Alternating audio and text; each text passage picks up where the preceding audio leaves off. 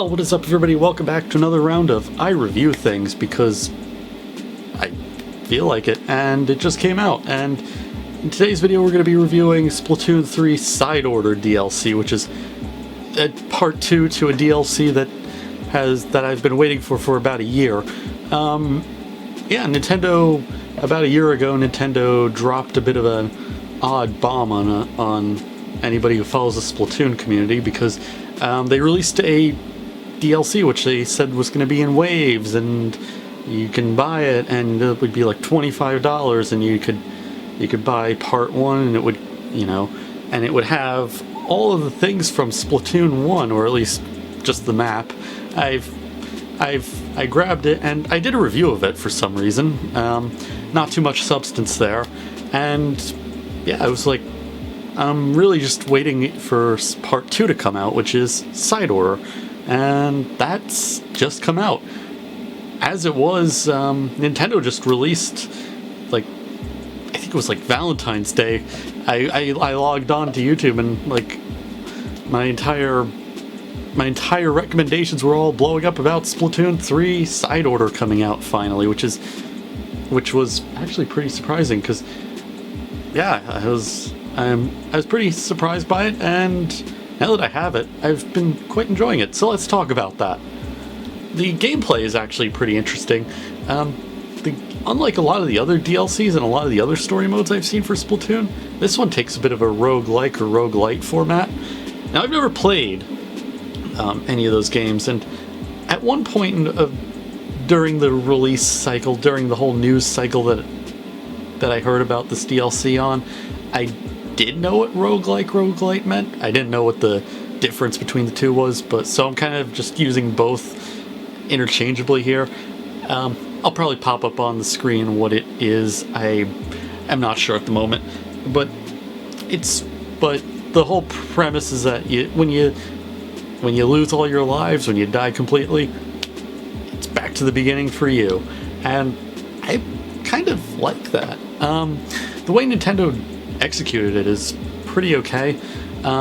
Usually when you lose, you don't lose a whole lot, because the levels are very, very short, and there are like 30 of them. That's, well, 30. You won't get the same 30. You'll have to, you get 3 options that you have to choose, but it's just 30 of them. They're designed to be speedrun. A lot of the easier levels I've been able to get in like 30 seconds or less, usually. I really like how the levels play out. They're pretty cool. They make use of some pretty simple tricks, and really a lot of the difficulty additions to them just add only a couple little things over the game. Like, sometimes you might have it where you'll have a lot more enemies. That's usually the worst of it all. It sometimes adds other challenges to otherwise normal or easy levels by adding things like, I think, like hazards and stuff, as well as, like, the only one that I've seen is the one where it makes you go dark.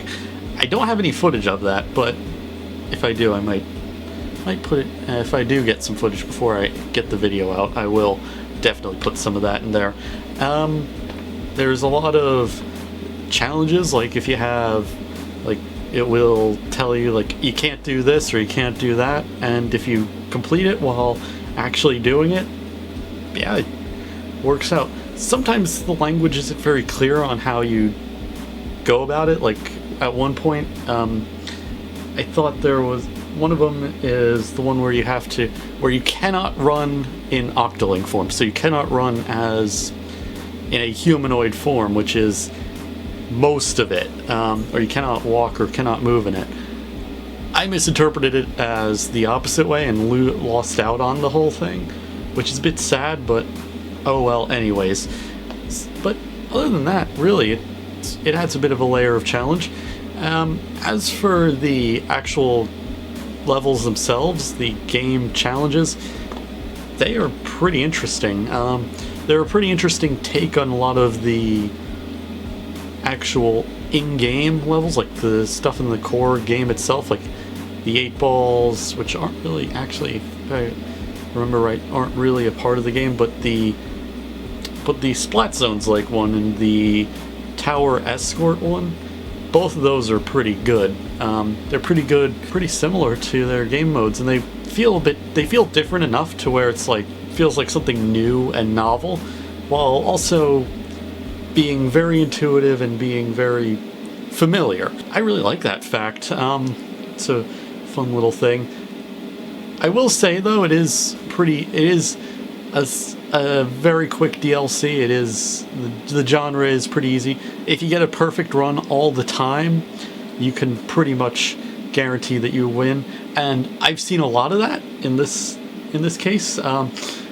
Literally 6 hours after release, there's been a lot of people who are just adorned in the stuff that is only available through beating this DLC, and it's just absolutely hilarious to just see so many people who the game hasn't even been out for a few days as I'm recording this, and as I've been recording all this game footage, and yet here we are with a lot of players already having beaten the game. It is a bit quick, but I think that's more of a case of how its genre is, and I feel like Nintendo was kind of trying to balance like easy, ease of stuff, like making it difficult, the right balance of difficult, and making it that when you lose, you don't lose a whole lot and you can just keep going.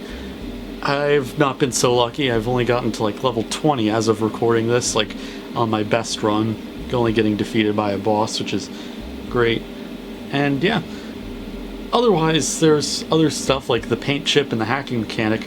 Now, it's pretty interesting because I play a lot of Warframe actually, and I seem to draw, and when I was first introduced to it in the trailers, I was drawing a lot of parallels to that and the actual Warframe modding mechanic, which is a really fun little piece of stuff, and it's pretty much how I expected it, and it's kind of how it is in the DLC, except of course with the paint chips you lose it once you lose completely.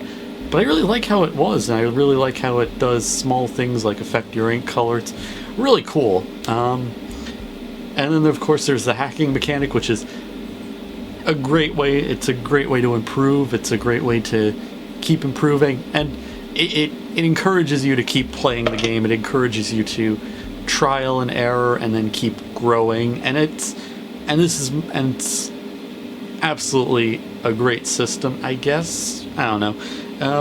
Yeah, I quite liked it, and yeah, and that just makes it really infinitely replayable.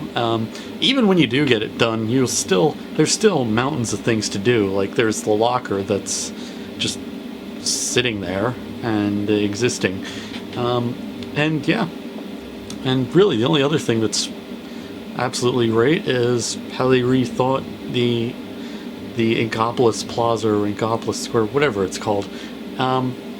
Really well built. I guess it captures the whole dystopian view of things really well. It also captures the glitchy nature of the story very well. Really, it's something that I'm kind of going to hold back on going further on the specifics of and why things are the way they are, but it's absolutely great. It's something that really you need to have to understand. You have to have seen the story to get. I'm not gonna spoil anything further than already. Anyways, so yeah. That being said, that's pretty much it for this review. If I were to give it a bit of an out of 10 score, it definitely would get a 9 to 9.5 out of 10. I am enjoying this DLC, and it's a very simple DLC. It's very simple. It's very small. It's not what I was completely expecting. It isn't as complex and different as I was expecting, but it's still a really cool idea. I really like how you can go back and you can retry things. You can go and redo a lot of stuff. To get some of the footage for this video, to get the opening shots, or at least footage of the opening shots again, I actually went and I was actually able to go and remember all that stuff, and I quite liked that. That's been a bit of a common trope with a lot of these Splatoon single player things, and it's absolutely great. But yeah, it's a very great DLC. 9.5 out of 10 definitely. And yeah. But with that being said, that's going to do it for today's video. If you like what you saw, there's a like button and a subscribe button. You don't have to press it, but if you would, I thank you in advance. And yeah, that should be it for today's video. And bye.